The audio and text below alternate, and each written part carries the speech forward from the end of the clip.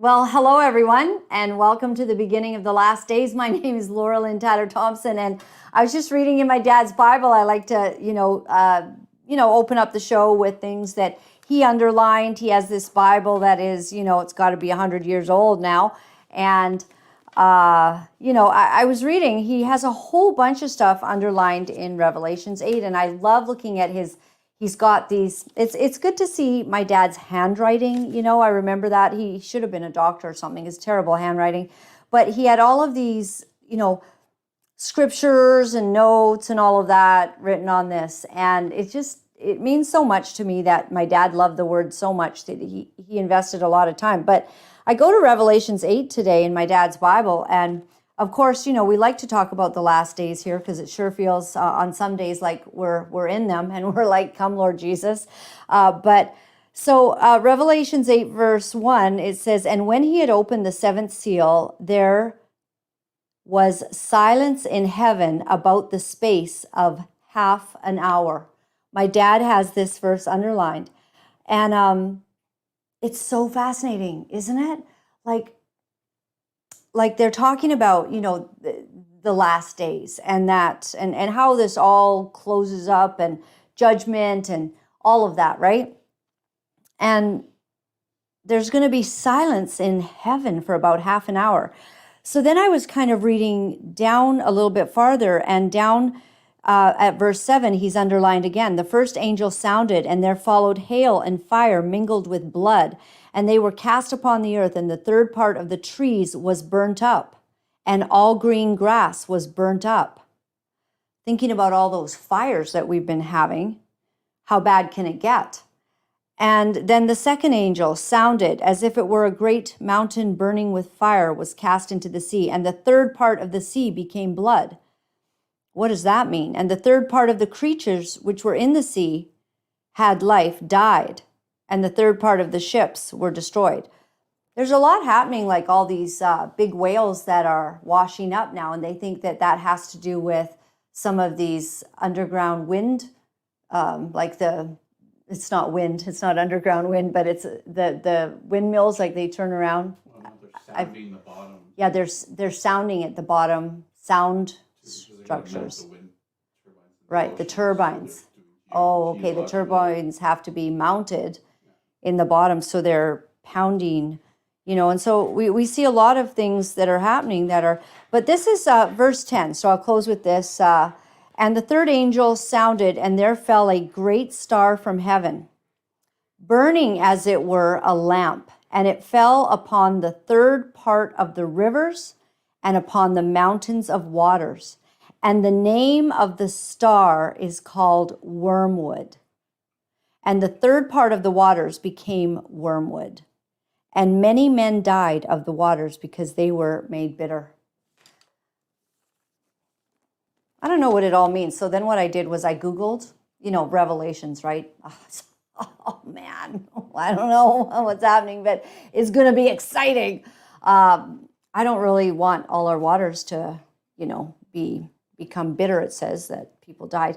But so then what I did was I Googled, because Elon Musk has all of these stars. So I was thinking, what if it's not just a star, but it's, it's a satellite, like a satellite falls from heaven, or these big, the other night, JT saw Elon Musk's satellite things. What do you call that?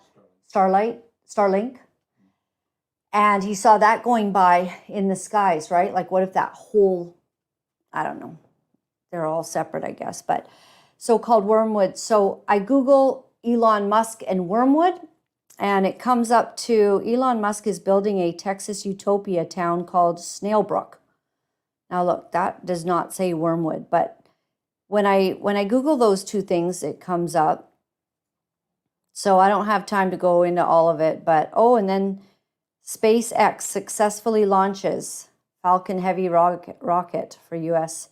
space. I just wonder if something's called wormwood in here because I don't see it right now. But anyways, I'm going to leave that.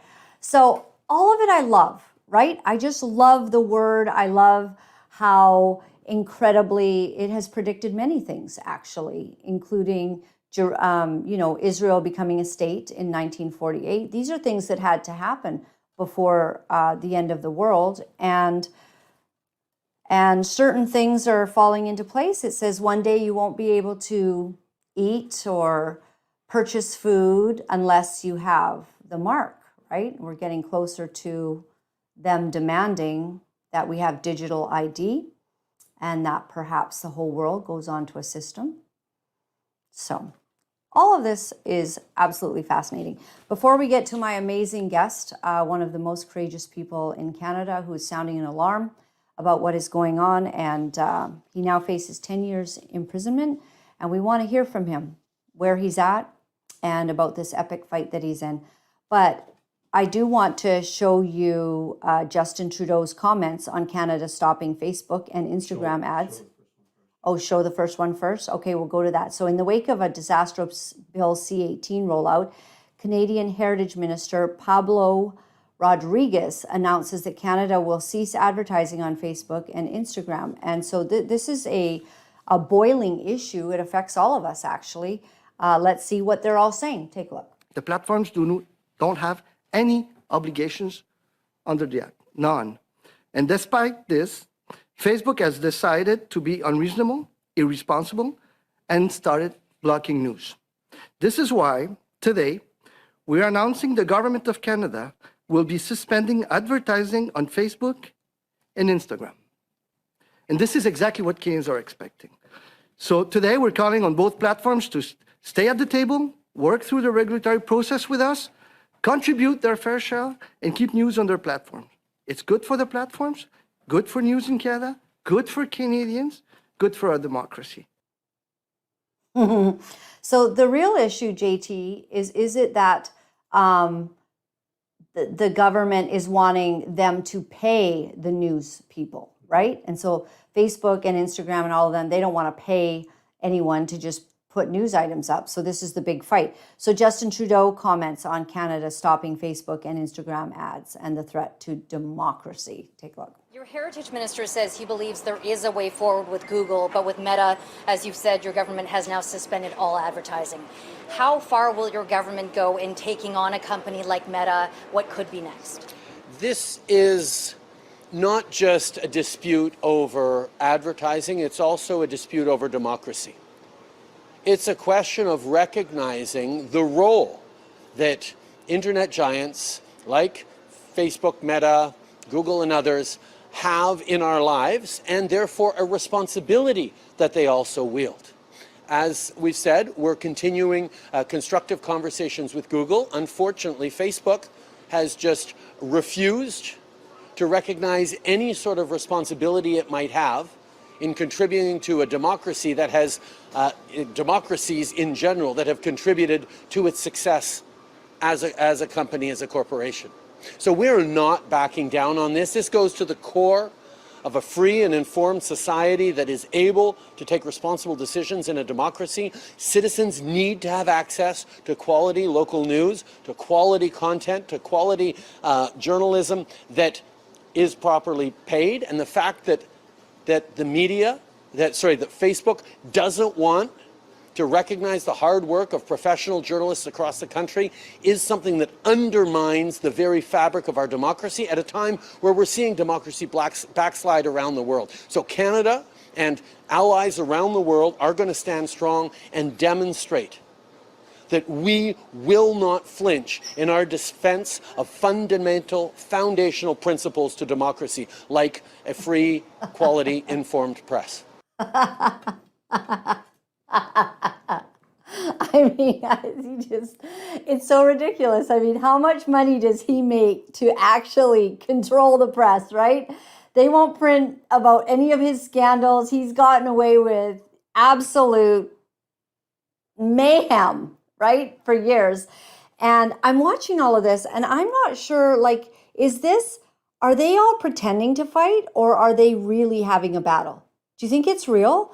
Because Facebook and all of these are very progressive. They're very liberal. So they're actually fighting with him now. They're actually saying, we're not, I guess it's about money. When it comes to money, the brothers are going to fight, but they're all in it together, right? And they support all of this gender nonsense together. And the liberals have the same belief system as all the, as all of this. And I mean, on this platform, here we are, we're on, this platform today.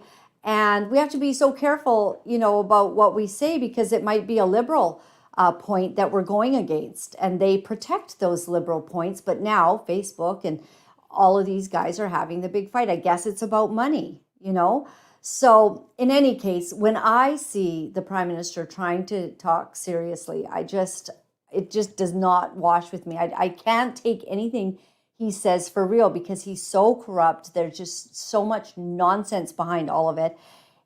It is, hypocrisy at its highest, and protecting democracy. They're all throwing this word, him and Biden, the Biden administration, all throwing the word democracy around, while they do nothing but try to take away all of our freedoms. Well, there's nobody who knows more about that than our dear friend today, Pastor Art Pawlowski.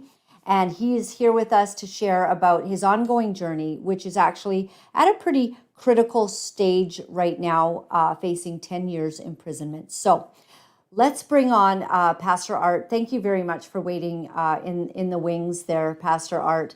I appreciate all that you've done. And I just want to say at the very start that your fight and your speaking out has been such a blessing to this country, that you're standing for what's right.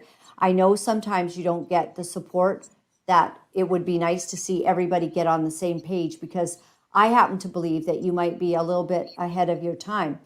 Like in 10 years, we'll all go, Pastor Archer was right. But right now, you're fighting really hard. And sometimes, it's you stand alone. So please tell us about your battle, how you're doing in all that. Well, first of all, Laura, thank you so much for having me back on your show. It's always joyful to see you reading the scripture and laughing. I mean, you were laughing at Trudeau. I'm getting angry. Why?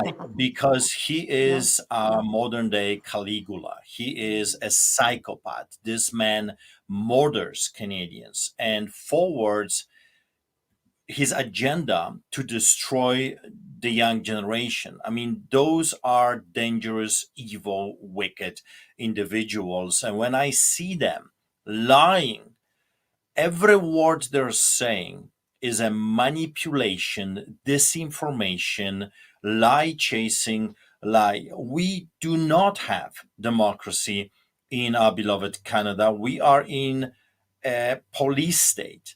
We are living in tyranny behind the Iron Curtain. We don't have free press. We don't have independent media if it comes to the mainstream. If it was not for people like you and others like you, we would not even be able to tell other side of the story, because we're not allowed. CBC, Calgary Herald, Sun News Network, or other platforms, CTV, CTTV, Global, National Post, they're all propaganda machineries. That's what they are, nothing else. If they tell you the truth, is only by a fluke, by a mistake, or maybe someone just slipped something in. Or sometimes they will tell you the truth so to fool the masses by giving you a little bit of the truth to muddy the waters. You see, we're not controlled. We will tell you the other side as well from time to time, but pay attention. They are doing this using manipulation. Those are the tactics of the Nazis, communists, and socialists. And I said that forever, since my first trouble with authorities, since 2005. 18 years, I have been doing my best to awaken Canadians, and I was laughed at, I was ridiculed, I was censored, I was kicked out from different platforms. At times, people, pastors would not even sit with me at the same table. For a number of reasons, because they thought I'm a false prophet telling them what's coming. Like I prophesied about the oil industry coming down, when I was prophesying that economy is going to collapse, that housing market is coming down, fiat currency, all of those different things we are watching unfolding in front of our very eyes. But at that time, no one wanted to believe that the Canadian government can become the Nazi government. The very people that swore to protect us are becoming the very people that want to destroy us, to murder our elderly, to murder our children. Law after law is being pushed, shoved everywhere with euthanasia, abortion, fentanyl, other legal drugs that are actually murdering people. So this is a culture of death as we are seeing all of that. So when this individual, this wicked, evil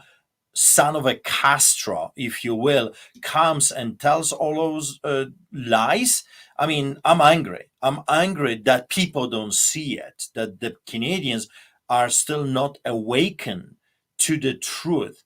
So anyway, going back to the story, I've shared it a number of times on your show, so I don't want to repeat all of that. My fight is 18 years, 340 citations, 16 arrests, many detentions, over 120 court cases, and I have won them all. Sometimes I would lose in a lower court, then I would win in the appeal, and I've won.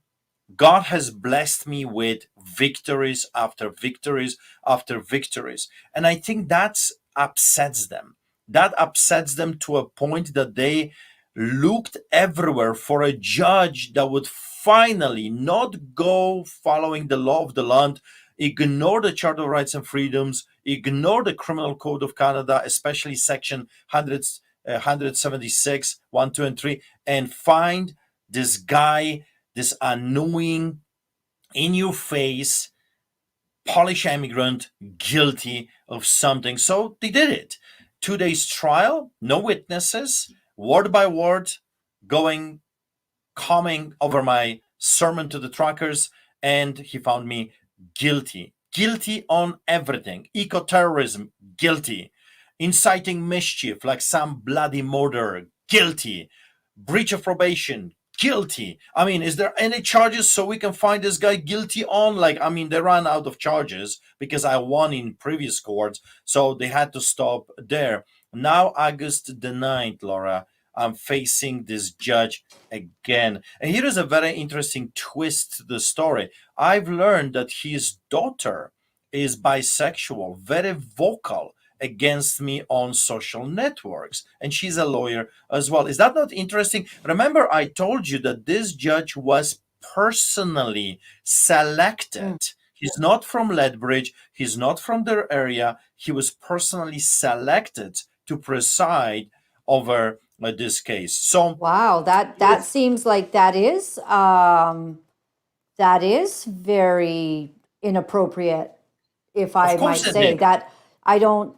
That's the first time I've heard that. I'm not sure if you've told me this before, because that is very shocking. I mean, a judge's daughter speaking out against you about, because she's obviously, got her lifestyle and her agenda that she's protecting. But you would think that a judge might recuse himself of a court trial that involves issues that are personal to him. Yeah, conflict of interest. 100%.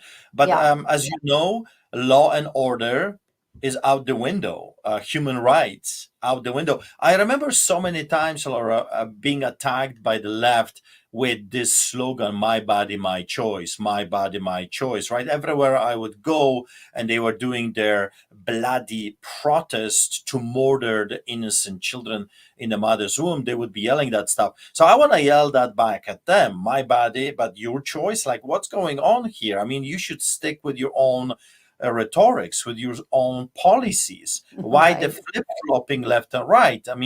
But those people have no standards, they have no loyalties, they have nothing. They're evil, wicked individuals, and they're not going to stop until everything that is good and decent is removed from the face of the earth. So August the 9th, I'm facing 10 years of imprisonment for giving a sermon on a private property peacefully, doing a church service with Lord's Supper, singing hymns, and then praying for the people, telling them to stand up for God and state All given of that right. happened. All of that happened that day. Was you did communion, which is part of a service. Praying. That happened that day. Yes, all of that happened in a smuggler's saloon. We had the Lord's Supper, so the Holy Communion. We were singing hymns. We had, of course, we sang national anthem.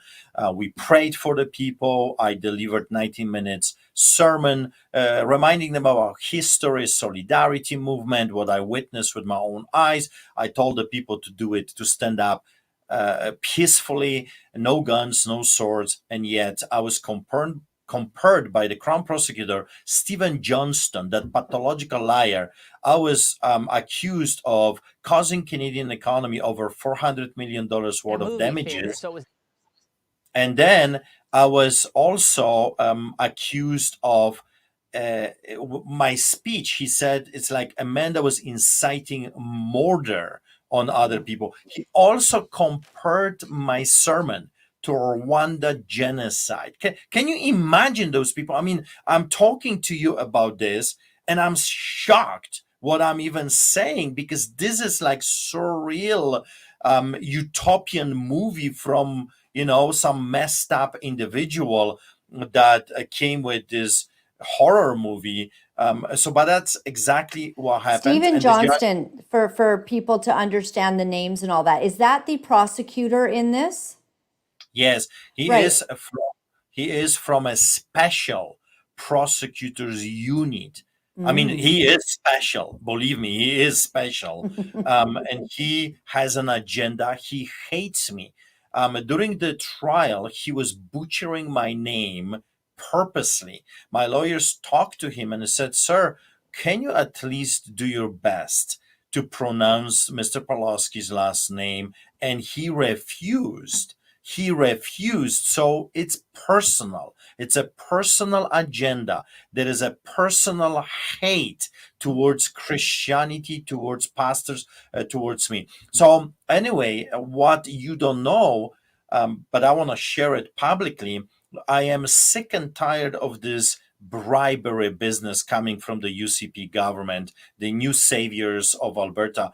I am constantly being approached with bribes and lately with blackmail. I was offered, if I take a position here, or if I receive the money here or there, if I will accept the deal behind the closed doors, then not only I will benefit from it financially, but I will also be off the hook. I refused, as you know. I was offered to have a guaranteed seat at the legislature if I cross the floor.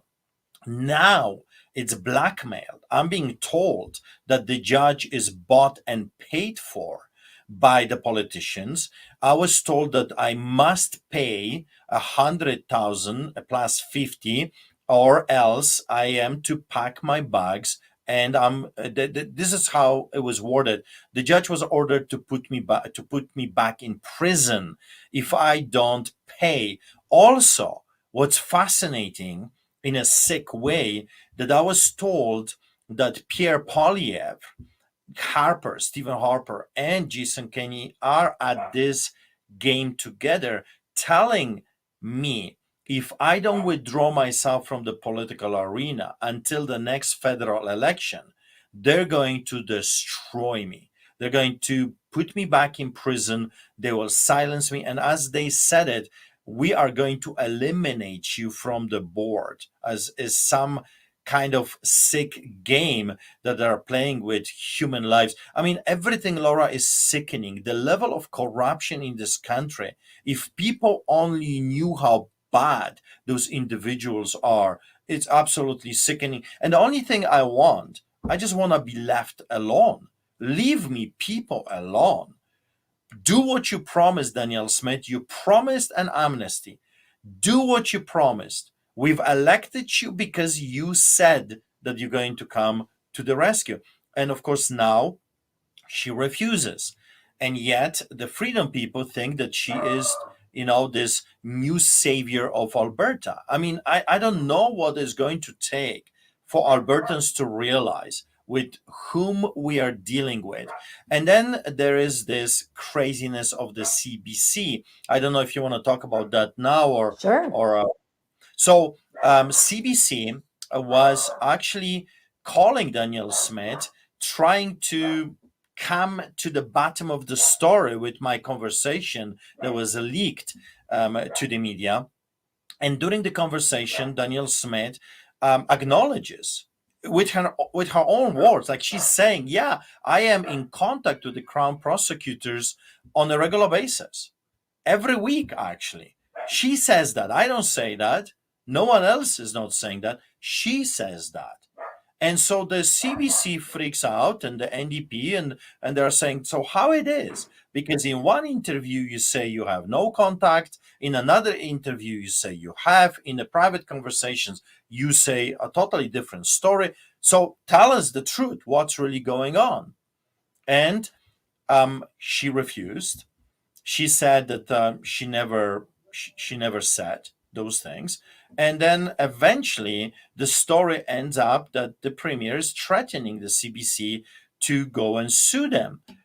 She gets elected again. I don't get it, Laura. I don't ask me.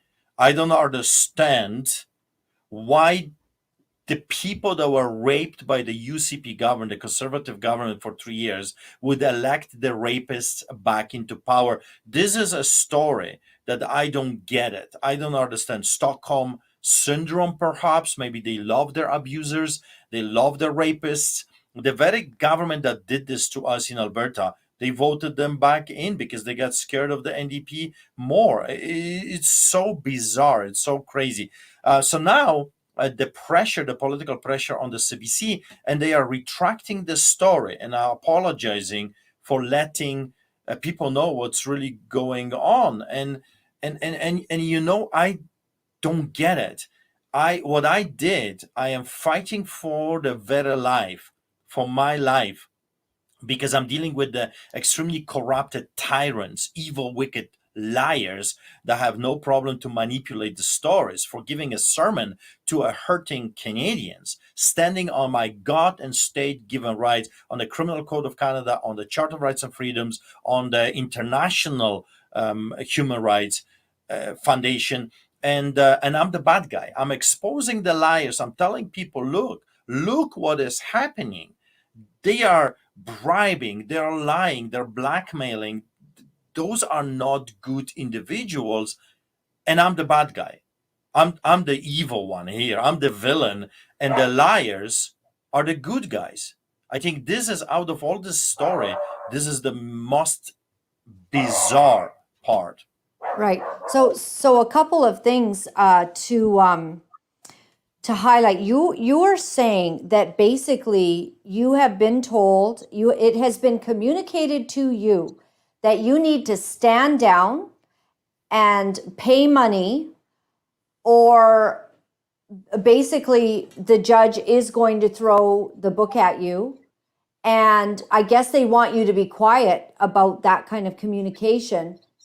And Art Pawlowski is not one to be quiet about any kind of injustice. If this is true, what you're saying, this literally shows and should show every one of us Canadians that we've lost, like we are seized. The word I've been getting for quite a while is we're seized, like it is already done. Now, I'm going to say for my protection here that I am only listening to your story, Archer, and that it sounds terrible, and I don't have any way of proving what you're saying, but I do not know you to be a liar.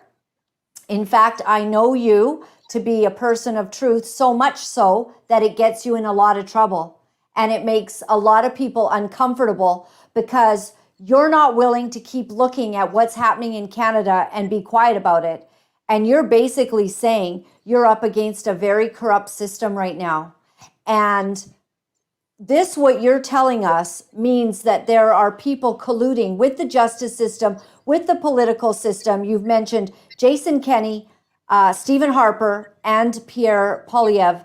Now, why would, for instance, Pierre and Stephen Harper, why do you think they're so involved or would care at all about what's going on in Alberta? Can you explain that to me? Yeah, I was actually thinking about that myself. Why suddenly Pierre is getting involved here? Well, here is what I was told. I mean, listen to the people, listen to the conversations, and then eventually you will find out what the whole thing is all about. We have this Polish saying that if you do not know what the whole thing is all about, it's always about money. But here it's not just power and money; it's politics.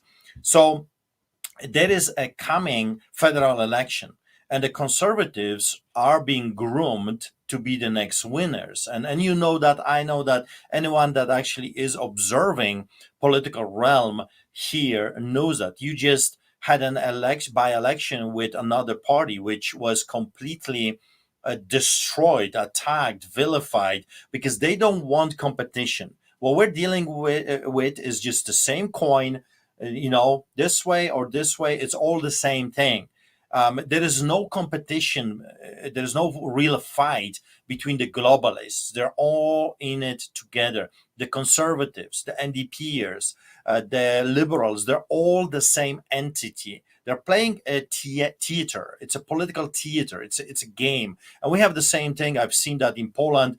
They will be fighting in the parliament and yelling and screaming at each other. And then after, they would go to restaurants, drinking and partying and having great time, because it's a political theater. And that's what you see in parliament. It's just a game to those people. You mean nothing. They all are heading towards the same goal. So here is what I was told. Pierre Poilievre and the Conservative Party are to win in the next election, and they do not want any interference. They don't want anyone to talk bad about the Conservative Party. Danielle Smith, the liar of Alberta, she promised, and she was elected on the promise, that there is going to be amnesty to the people that have been subjected to a political tyranny under the COVID. She didn't do it. So what you have right now, you have individuals like myself exposing the liars, talking bad about the Conservative Party.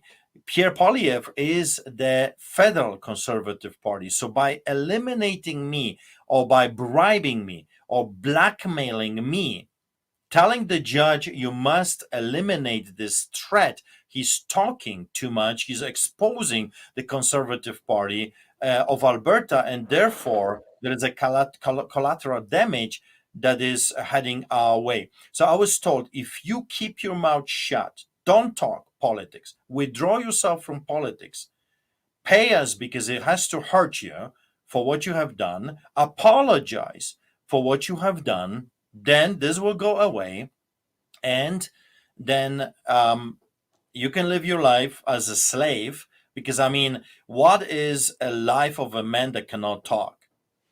I mean, seriously, I'm a pastor. That's what I do for a living. I talk. If I cannot talk from my heart, I'm no better than a slave. I cannot do that. I cannot submit myself to something like this. And then another portion of my heart yells, then why did I suffer in the first place, Laura? If I was to take the deal, if I was to take the bribery, remember they offered me the biggest amount of money I was offered to keep my mouth shut was $2 million. If I took the deal, I would have a great life, and I could travel around and do whatever rich people do. And then, so why I suffered all those years? 18 years I'm fighting against this corruption. All of that would be thrown into a waste if I would strike a deal or bow before this tyranny or got scared. And that reminds me of the story. I want to share it with your listeners, because we truly are living in a time of the uncircumcised Philistines. And they're scary. They're powerful. They have powerful giants called all kinds of names. Let's call them Goliaths. And then you've got the people that should know better. You've got people that say that they have God on their side. that their God is the God, the only one, the most powerful, the one that sits on the throne and created heavens and the earth. And yet, David, he was just a delivery boy, an outsider, a guy that was smelling like a sheep and a goat. The father sends him with some supplies and go and see how the battle is unfolding. Your brothers are fighting over there. So he shows up and nobody, an outsider, comes. And what does he see? He sees powerful enemy, he sees Goliath, and he sees cowards. It looked like the entire country, the Church of Jesus Christ, got so scared that they caved in terror, in fear. So it took the giant, it took David as a giant of a man that believes God, a man after God's own heart, an outsider, to face the evil giant of the land. And here is a fascinating part of the story. The giant is yelling, is telling him stop. It's yelling at him. I feel right now that wherever I go from the political and the media realm, I'm being yelled at. Shut up. Keep your mouth shut. Do not talk. Do not expose corruption. Do not expose liars. Do not expose manipulators. Keep your mouth shut. And if I do that, I have fallen. It's done. It's over. So I have chosen to do the opposite. If the evildoers, corrupted murderers, are telling me to not talk, now I want to yell and scream. And that's why I called you and I said, I need your help to spread the word around. I need anyone, if you know any podcaster, any person that does shows, any media that is willing to hear the other side of the story, please let me know or let them know so they can contact me, because I see no way out of this situation. The giants are too powerful for me, but they are not too powerful for God. So instead of doing what the devil wants me to do, I want to do the opposite. So I'm yelling and screaming and I'm sharing the story. And Laura, I can back everything I'm sharing, because I know those people are evil and they'll have no hesitation to accuse me of something. And that's why Danielle Smith, she has not accused me of anything in court, because she knows I have stuff. And I will defend myself in a court system if I have to. All I said during my press conference was the truth. They came with bribery, they came with fear, they came with all kinds of different things, incentives, to eliminate me from fighting for Canadians, for fighting for your children, for standing up for God and state given rights. It's absolutely fascinating, everything you're saying. And one thing that I can attest to is sometimes you use very strong language. And I think, oh, maybe I wouldn't have said it that way. Like when, if you say things about so-and-so, it's like, there's words that you use. But one thing that you're not is a liar, Pastor Art. I know that. And so you do definitely have this strong Polish way of coming across. But I defend you because you're speaking the truth. And what you're saying is very alarming. And every Canadian pastor needs to wake up. Every Canadian person who believes that we're somehow okay and that, oh, thank God we've, brought in some conservative side of the political realm, needs to understand that these forces, they're all working together. And I do believe you about that. I believe you that you've had a call telling you to stand down privately. And I believe you that you've been given information that it's not going to go well for you in court if you don't play by their rules on the board game that they're talking about. And I think we've got a huge problem. And I personally, I am going to be praying, as other people are, for your safety, because this does not bode well. I know that one of the things the judge was saying, and you've alluded to it, was he was likening you and likening this incident to the Rwandan genocide. I mean, this is ludicrous. He's ludicrous. And Ezra Levant, I remember him tweeting out these words, word verbatim, that the judge was saying, as if this judge is off his living rocker. So whether you have to face time or not, Pastor Archer, you're allowed to talk from prison to a reporter such as myself. I've already been doing that with other people from prison. You're allowed to talk to anyone you want. I think they have to understand you're going to keep talking. You're not going to shut up no matter what they do. But we pray they stand down, because what's actually happening is that the ante for them is going to increase. Yeah, I will not stop talking, especially, see, you got to remember, I started to defend myself because I was attacked by them. I was not attacking them. I just want to be left alone. Leave me alone. Let me do what I believe I'm good at, which is feeding the poor, taking care of the of those that no one else wants to take care of, and running a church. Let me do that, and you won't hear about Art Pawlowski exposing political corruption on that kind of a level, on that kind of a political platform.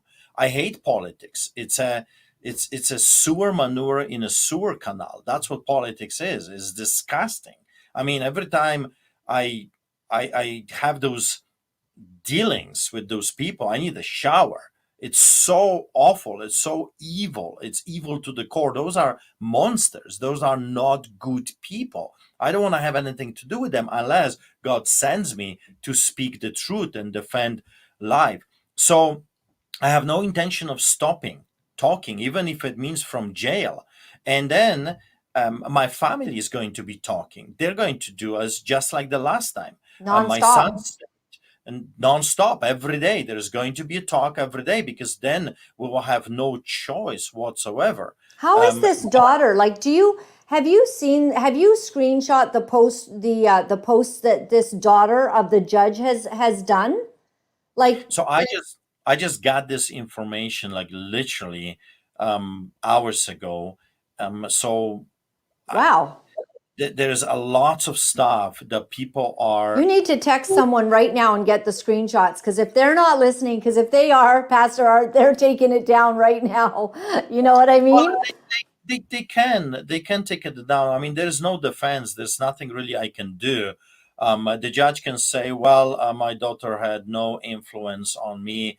I'm following the law, blah, blah, blah, blah, blah. So in the end of the day, either they leave it or take it. There's nothing I can do about it. It's just an interesting story from that point of view, that those people are, it looks like, part of the same mafia, that they are part of the same agenda, if you will. You've got transgenderism, you've got bisexuals, you've got homosexuals. It looks like the pink mafia, whatever you want to call them. They are the purple mafia. Purple mafia. They hate us. They hate Christians. They hate pastors that are speaking out, and they are. Yeah, and it's full of pedophiles, because we have judges that will not deal with the pedophile books in the schools that are so disgusting that you don't want to show your own family. You wouldn't want to show a pastor what's going. This is really hard, because it's so vile that I can't, like, I look at them, I'm like, I need to expose this, and I'm like, I can't show this on my show. I can't. Yeah, it's so bad. But a person in grade 5 can see that, and a child can be sexualized and shown perversion, and school trustees are not stopping it. Justice systems are not stopping it. The RCMP will not go after them, even though they are violating the Criminal Code of Canada. We are seized. Like, that is the fact. So when you speak about how corrupt all of this is, I give you a lot of leeway, because I think you're absolutely right. And strong language or not, we have a problem, Canada, and Pastor Art Pawlowski is right at the very front of this. And that's why I defend you. That's why I stand with you. And I get it. A lot of people, like, you're too radical for them, Pastor Art, because you've come up against the demons. You've come up against the snakes and the cobras and the scorpions, and they don't know what to do with it. But Jeremiah was told, stand to your feet. Say what I tell you to say, and do not be dismayed by their faces. Because if you care about their faces, and if you are terrified by them, then I will terrify you. And you literally, you're on the front lines. And, you know, I wish it weren't so, because I really like you. And I really, you know, there's so much that is awesome that we never get to see when you're fighting this hard about, you know, your incredible journey. Like, your book should be, I hope that you're writing a book, because it's so amazing who you are, your sense of humor, what you've had to deal with in the past, like all your stories about these encounters. I just want to say for a moment to everyone listening that you can't, you know, do not write off what he is telling us right now. This is very serious. This is the reason that Canada is literally going to hell in a handbasket, is because we have a corrupt judicial system. We have corrupt political officials accepting bribes, so concerned about their own political parties, they no longer do what's good for your family. They don't care. Believe me. They do not care. We saw that in southern Manitoba. Nobody, you know, they are not going to help the good people to keep the filth out of their children's schools. The new MP there will not lift a finger to help y'all. So Yeah.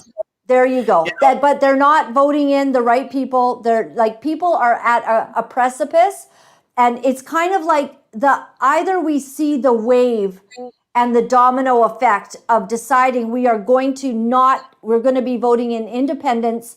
We're going to vote in new parties. I think the wind just hit something. I thought someone was shooting at us. That we're going to vote in new parties. We're going to stop enabling these justices to get away with all of this. And we're going to speak. You know, we're going to find ways to speak. And if you want to try to shut us down, you're a long ways from shutting down people like myself and others, because we'll find a way to speak, because we actually feel it's a calling. Like, you're not doing this so that you can have a career. If anything, your life is very much weighs in the balance, and it looks tragic. And yet God is with you, because you're speaking the truth. And I'm not going to stop speaking the truth. Viva Frey is not going to stop speaking the truth. Odessa's not going to stop speaking the truth. Mark Friesen is not going to stop speaking the truth. All of these people are telling the truth. I am a little concerned about the media we thought we could rely on, also now beginning to be corrupted. You get just so big, and then you need the approval of people. So our independent media, they've had a few things lately. I'm going, uh-oh, here we go. Here we go. I noticed the trend. I've seen the trend, and it concerns me as well. But, you know, let me defend myself just a little bit about the use of language. I am a Polish immigrant. I grew up in a city that had a concentration camp. I visited Auschwitz-Birkenau many times. I know the history of my country. My ancestors, my grandma escaped Russians, and my grandfather escaped Siberia. My other grandma was in Auschwitz or Buchenwald, and she was subjected to a medical treatments, and not good. She had twins with Mengele that took it, and this is my childhood, hearing the stories. So when I am subjected to see an individual that is murdering innocent people, elderly, when I see a person that is murdering children, literally, by either abortion or euthanasia or drugs, they are monsters. When you're dealing with wicked, evil people. So, for example, Laura, if those that don't like my use of language, if your neighbor was raping 5-year-old kids, what kind of a language would you use if you would know or see what is happening behind the closed doors? What kind of a language you would use? Mr. Smith or Mr. So and so, please. I kindly, ask you to stop doing this. Come on, be a decent human being. Don't do that.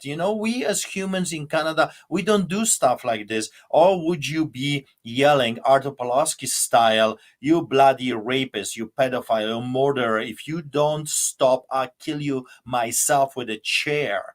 if you don't stop it to save that kid. I mean, there comes a time when we have to call them names. They are monsters, they're wicked, evil people. They are acting like Nazis of old, they're acting like communists. Believe me, I know what I'm talking about. I grew up behind the Iron Curtain. So I don't get it. What's up with Canadians? They are so polite that they are really going to kiss the bum of a rapist.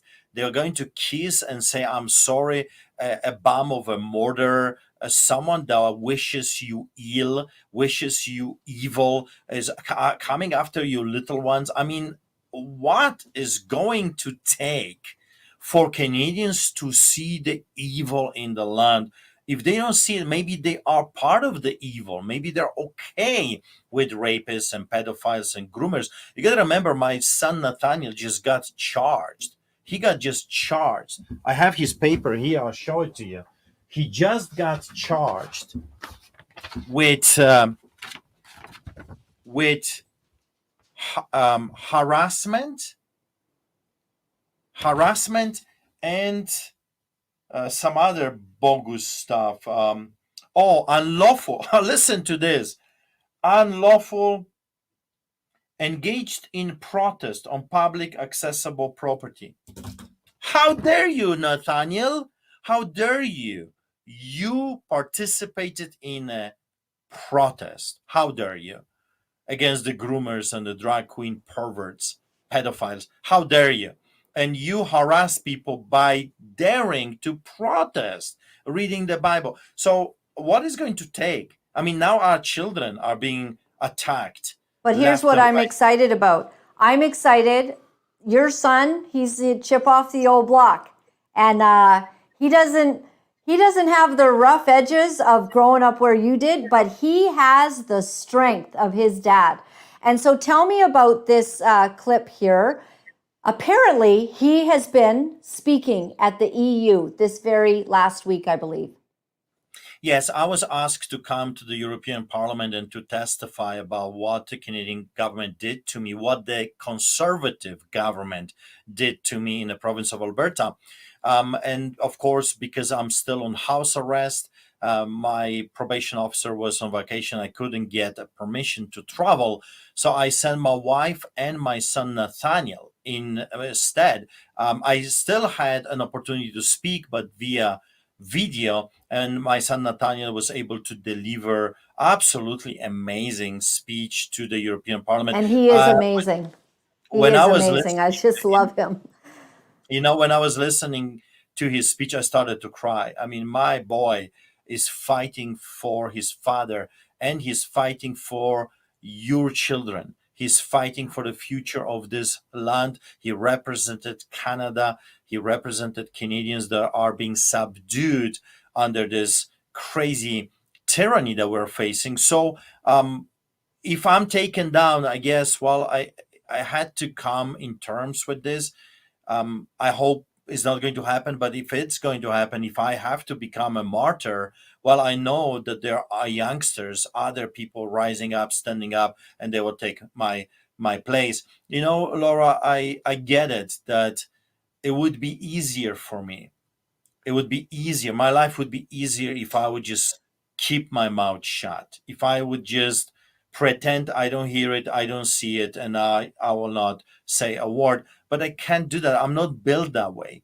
I just everything in me, the spirit of the living God, the lion that is in me, it just compels me to tell you, to tell you what's really going on. And when I'm done telling people what is going on, then the peace comes into my heart. I've done my duty. I'm a watchman on the wall. I'm a shepherd of God's people, and I did everything in my power to fend off the hyenas, the wolves.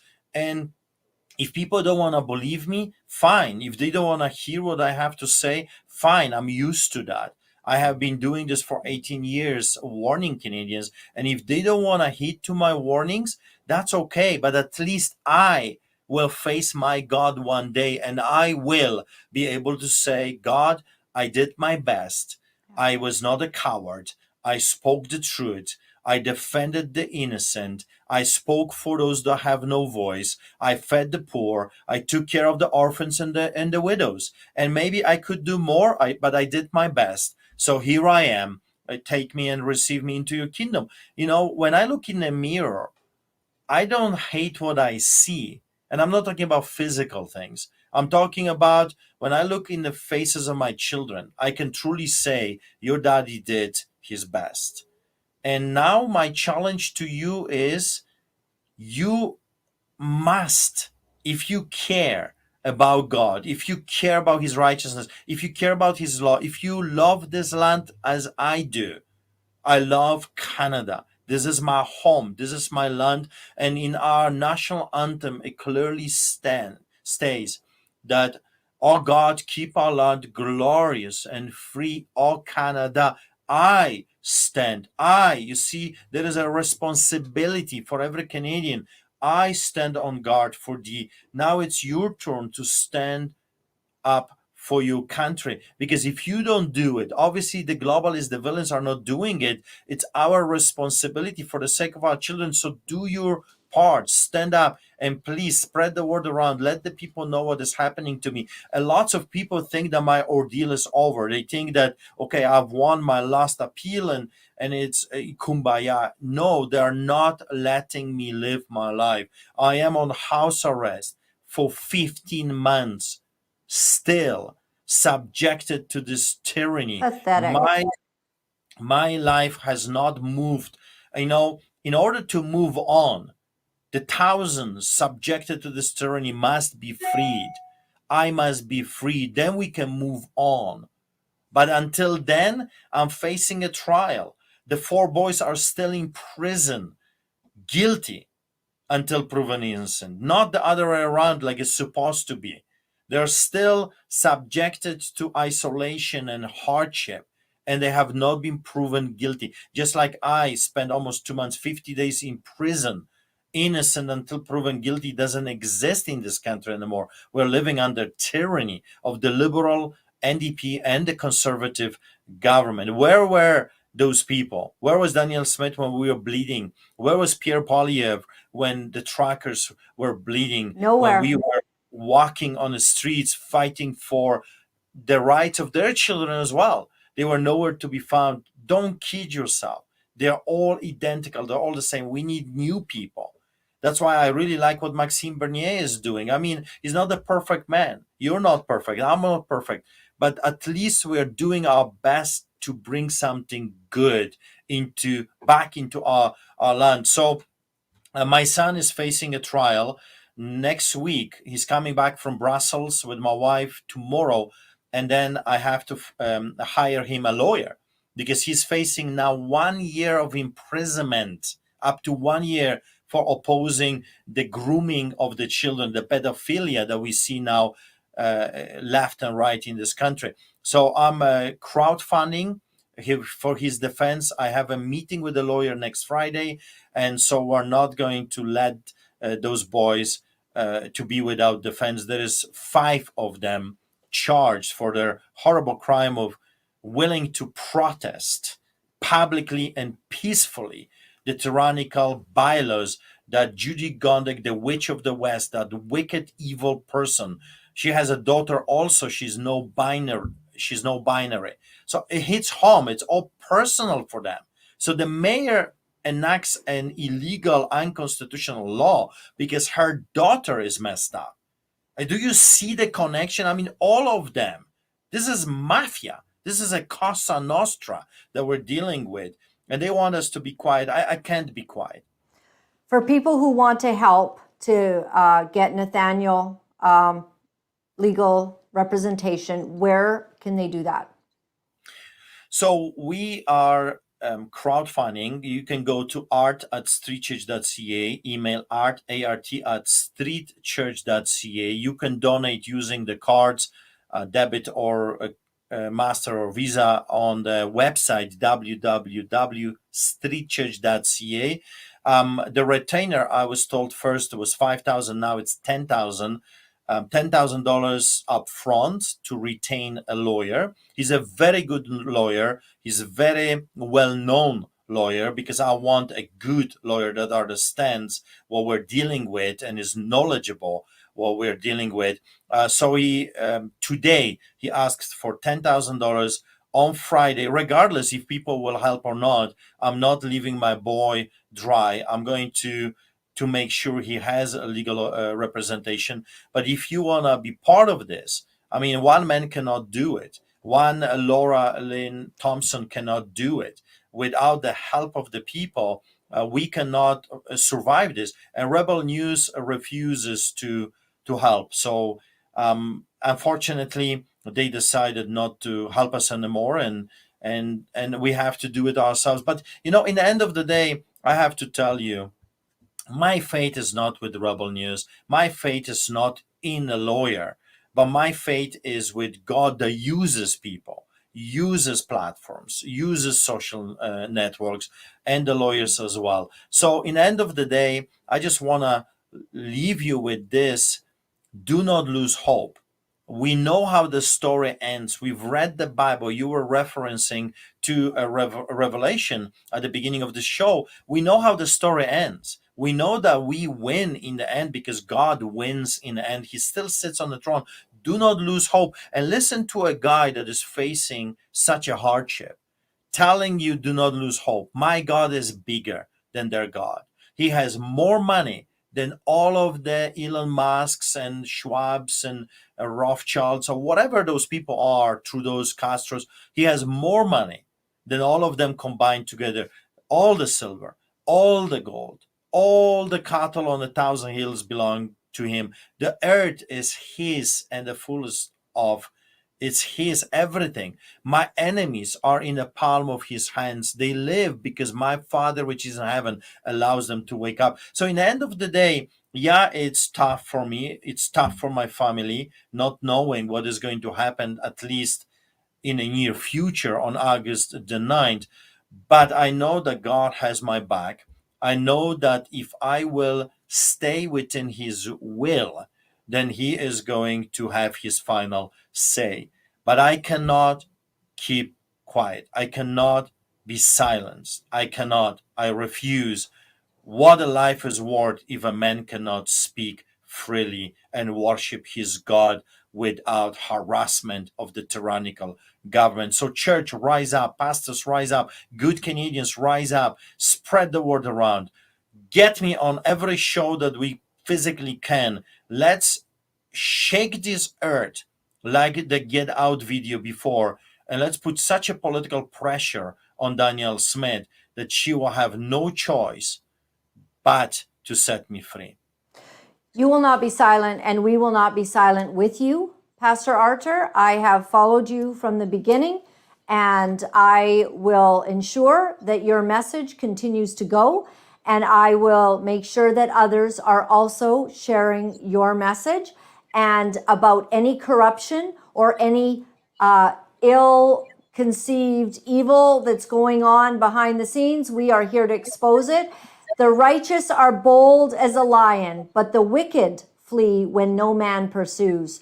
We are bold as a lion because we have the truth on our side. We stand with you, Pastor Archer, and thank you for being a lion. I am a lioness, and I'm on your side. We're going to get through this together. We will all be praying for you August 9th. One thing those judges need to know, that that everything that is hidden will become light. And if they want to do what's right and be bold as well, they should be following your example. Be very, very careful when you come against those that are walking in righteousness, because God is watching.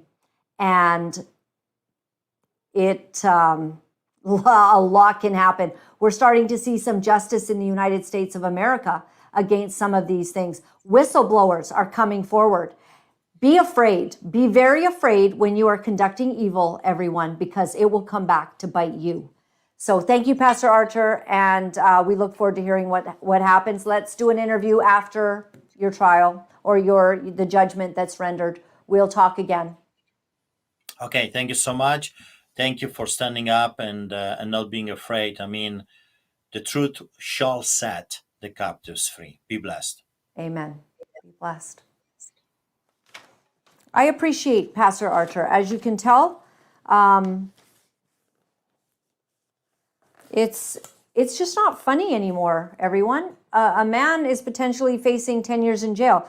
Do we all see what's going on here? Like, we're in a country that we can't trust anyone.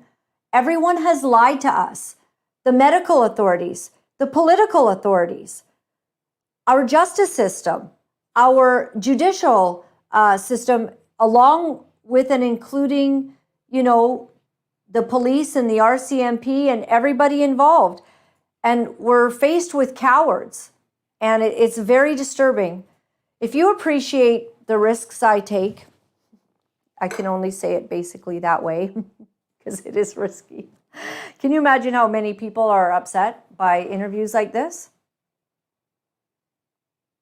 That's why people back down, is because it's scary. Well, it doesn't scare me because I know that I am called, as Jeremiah was, to expose evil and to stand in the face, to face the magistrates and the princes and the kings in the land. And I'm not going to back down. If you appreciate what we do here, would you go to my website, Laura-Lynn.tv, and would you consider supporting the work that I do so that I can do it without worrying about anything, so that I can do it with, my full brain engaged in understanding what we need to present to you and what is important for the public at large to know, so that I can be free to support those that I feel I need to support. And I can walk amongst scorpions. When you help us to do this show, you are helping me to be strong. You are helping me to share the powerful news of God's victory, God's vindication, God's strength at this hour, because we need it. And I do think that we are seized. You can go to my website. JT, do we have the box where some people like to send a letter or a check in the mail, and we want to make sure that we're getting this up to you. Now, when you go to my website, all of this information is there, but you can stop the video if you need to take down the address, because some of you prefer to send a note and a check. But for those that like e-transfer, we've also got my email, lauralynlive@protonmail.com. You can become a monthly supporter. You could just make a one-time donation. It means the world. We are in the war of our lives.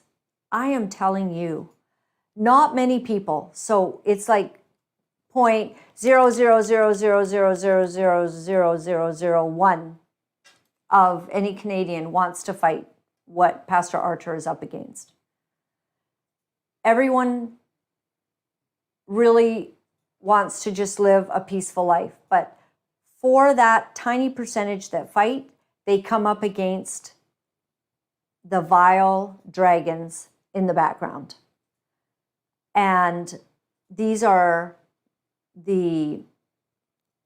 sometimes it's not flesh and blood. It's literally principalities behind all of this.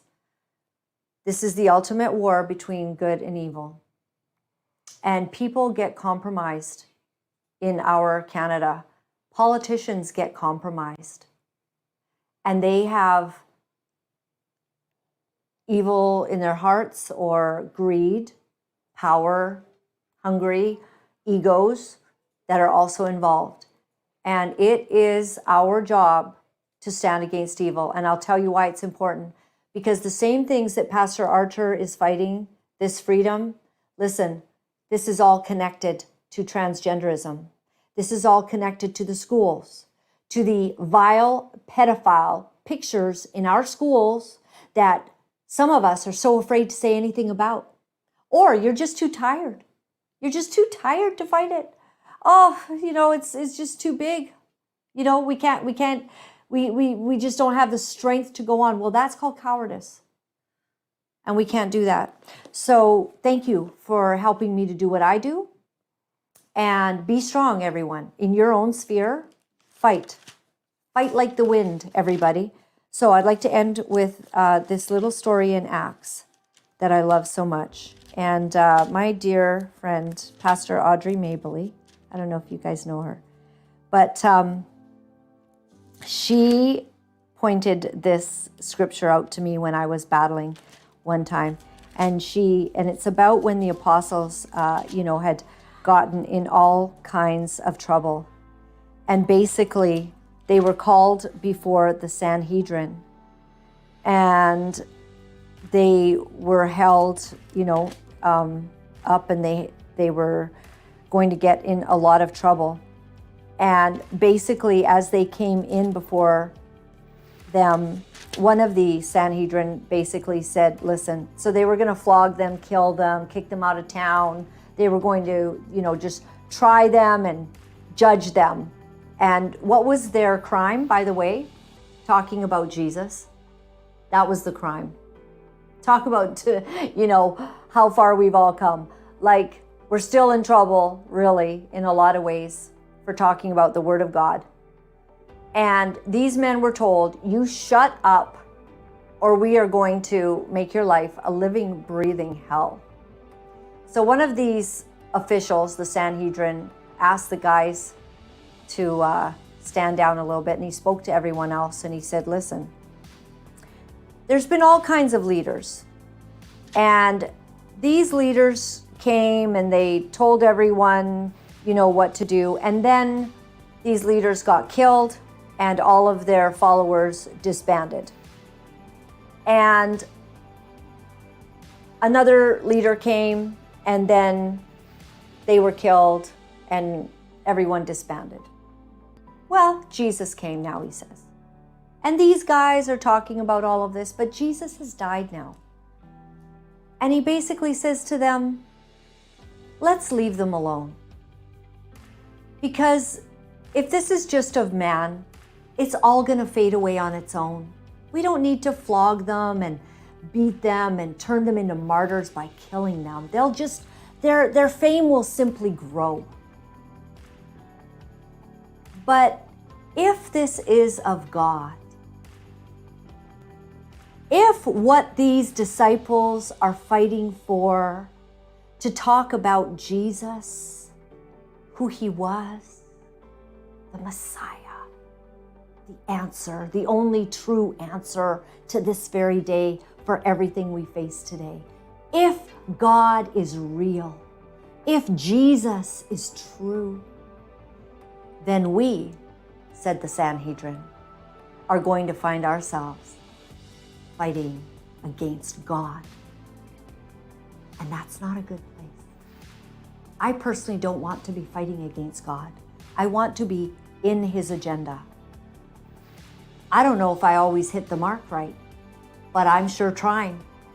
I am trying my best to hear God's heart, his voice in this dark hour, like a voice crying in the wilderness. I try to just keep on speaking the truth, because I wish we were fighting harder, everyone. I do. I wish that the fight in every one of us was harder, but let shows like this, do you feel it right now? Do you feel that power of God right now? Do you feel the presence? Because if you do, he's speaking to you. Because either God is in what I do or he's not. If you feel it, hear his voice. Stand up, stand strong, and let's fight together. Thanks for joining me. I'll see you tomorrow. God bless. It's not easy to deliver the truth of what our sick world is doing, but for some of us, we feel that we have no choice. Because if we are silent about these abominable things, then we are letting evil go unchecked, and we cannot do that. For those of you wonderful people who are writing me and are sharing your encouragement, I am deeply grateful. Thank you for all the letters that you've been sending. Thank you for the donations and the support. I found out that in order to speak the truth, you have to become very, very strong. If you would go to my website at www.laura-lynn.tv, you'll find all of the ways that you can contact me. Remember, my friends, all is well. All is well. Thanks for joining me.